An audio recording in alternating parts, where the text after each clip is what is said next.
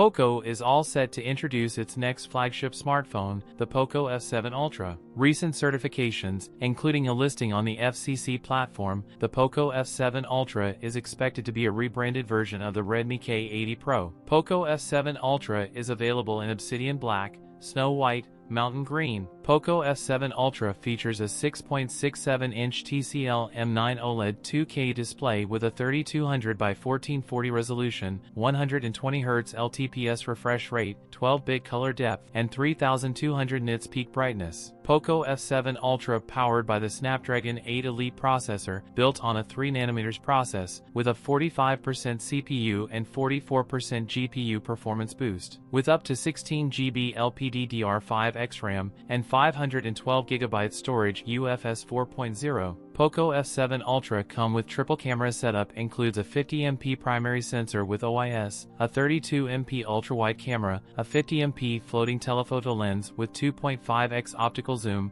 and 20MP front camera. Poco F7 Ultra has a 6000 mAh battery with 120W wired and 50W wireless charging. That's it for today's video. If you enjoyed it, don't forget to like, comment, and subscribe for more content. Thanks for watching, and I'll see you in the next one.